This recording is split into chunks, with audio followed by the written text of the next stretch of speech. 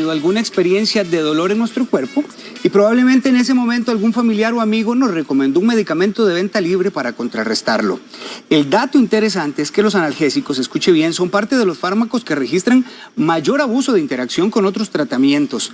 Por eso nos acompaña el doctor Alexander Lin, especialista en medicina paliativa y también máster en control del dolor, para conversar acerca de 3 puntos importantes: interacciones, sobredosis y dependencia que usted y yo podríamos estar desarrollando por este tipo de fármacos que a veces, como les ponemos el apellido de venta libre, pensamos que son inofensivos. Así que recuerde que sus consultas al Facebook o a través de un vídeo grabadito corto, 6087-7777. Un gusto tenerlo en la casa, doctor. Muchas gracias. El gusto es todo mío, don Omar, y muy contentos de estar aquí. De los chicos de vacaciones, un saludo a los televidentes que están más tranquilos y en el corre-corre, ¿verdad?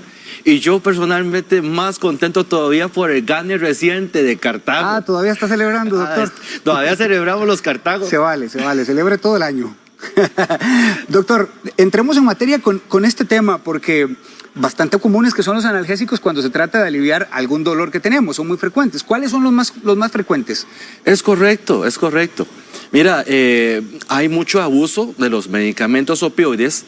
Existen estudios en Estados Unidos. El problema de Costa Rica es que no tenemos tanto cultura de hacer estudios de ese tipo, entonces no se sabe. Fíjese que en Estados Unidos, de los medicamentos que son opioides, se documenta recientemente alrededor de unos 14,000 a 15,000 fallecimientos acerca de abuso de opioides. Dato interesante, si uno lo compara con el registro de fallecimientos por abuso de cocaína y heroína, que simplemente son 4,000.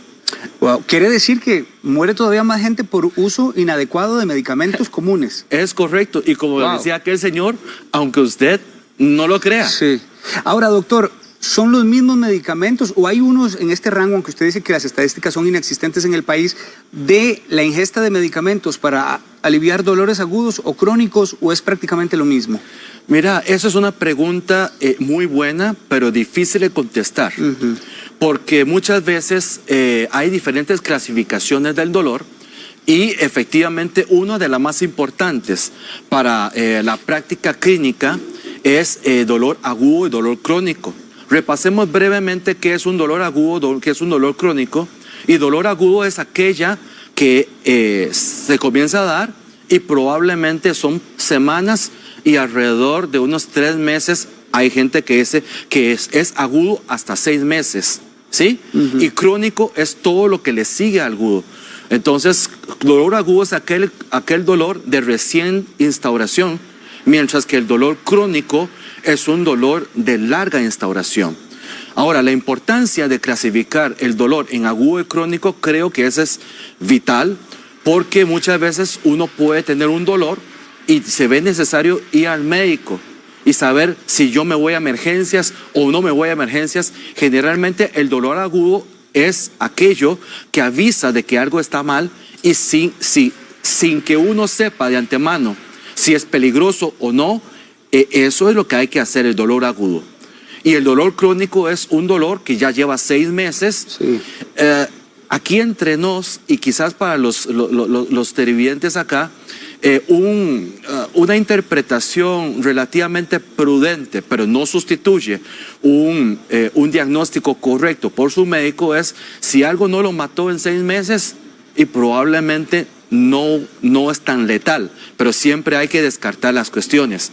Entonces, el dolor agudo se puede tratar, pero el dolor agudo hay que saber cuál es la causa, mientras que el crónico, como la causa generalmente no es tan letal, generalmente, ¿verdad? Entonces se puede tratar un poco más.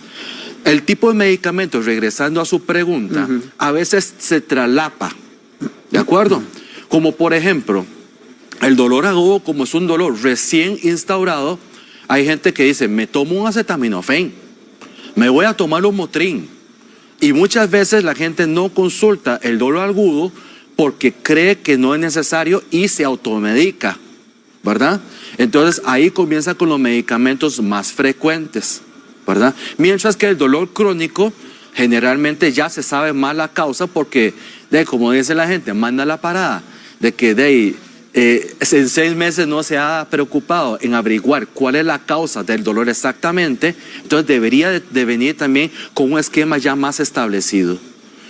Algunas personas piensan que hay que utilizar medicamentos más fuertes para el dolor agudo. Algunas personas piensan que hay que utilizar medicamentos más fuertes para el dolor crónico. Lo cierto es que eso varía más de acuerdo al tipo del dolor que a la intensidad del dolor, que si es simplemente agudo y crónico. Sí, comenzábamos la entrevista diciendo, doctor, que la íbamos a basar en 3 puntos que me parecen principales: la interacción de los medicamentos, una sobredosis o la dependencia que puede generar estos medicamentos. Claro. Cuando uno normalmente va y lleva una receta a que se le entreguen a cambio los medicamentos, muchas veces vienen varios medicamentos, cuando uno supone como paciente que es para tratar un dolor. Así es. Y aquí me llevo a hablarle de interacciones. ¿Por qué varios medicamentos, doctor? ¿Y cuál es el peligro de que caigamos en interacciones? Claro, eso es un punto muy importante que quisiera aprovechar el programa de hoy para explicar a los pacientes. Lo que usted pregunta es lo que casi todo el mundo pregunta.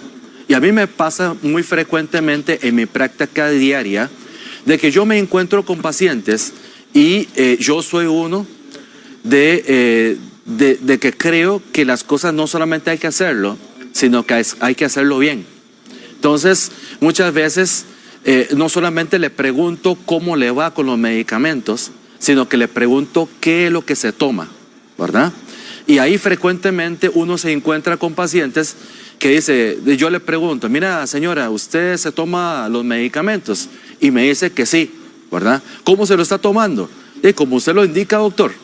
Y voy yo con el expediente, ahí está la importancia del expediente clínico. Con el expediente el paciente puede tener 3 medicamentos para un tipo de dolor. Entonces, medicamento 1, medicamento 2, medicamento 3, y luego uno se encuentra con la sorpresa de que el paciente solamente se toma 1 o 2 de los 3 medicamentos.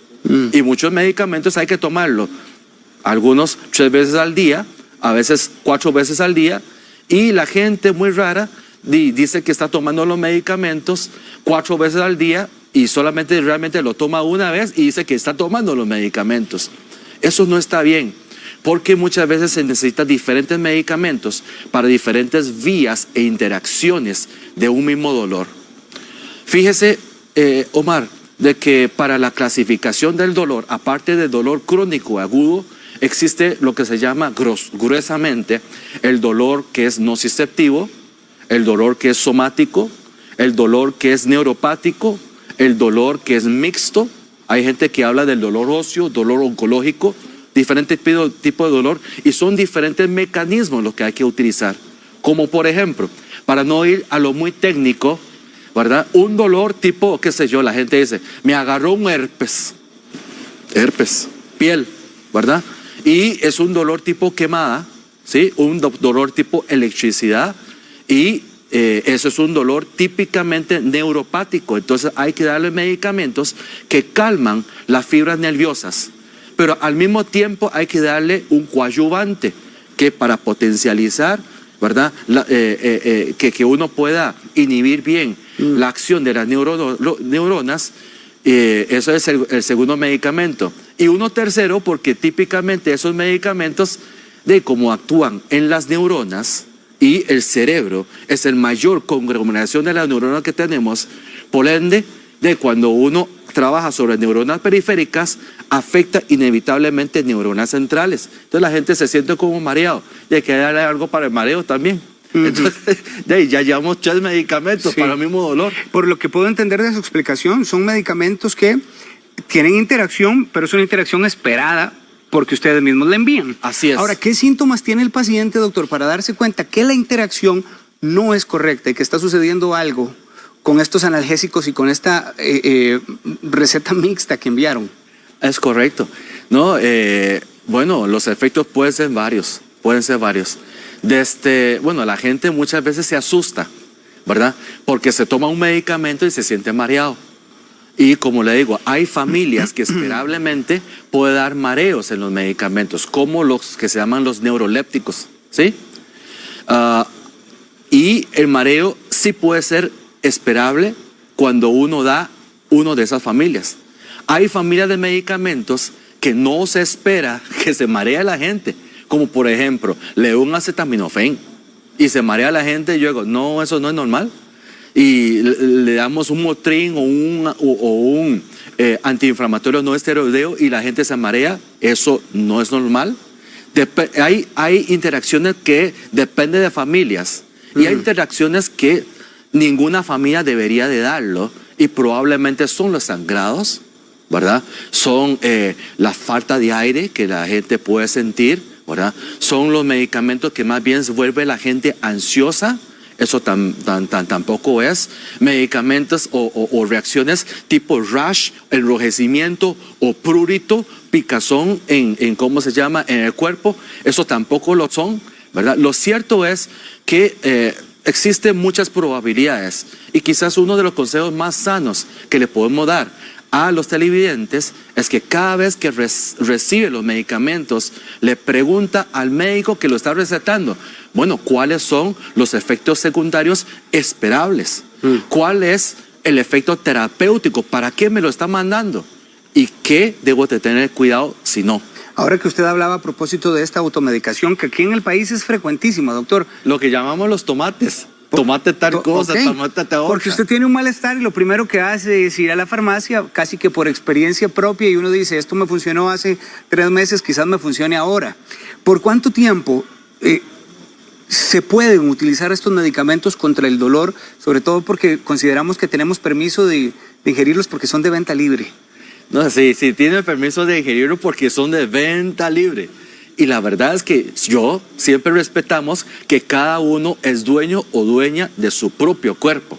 La gente puede hacer lo que guste, pero la idea no es que haga todo lo que puede hacer, sino que de todo lo que se puede hacer, escoja lo mejorcito, escoja lo que no vaya a arrepentirse después.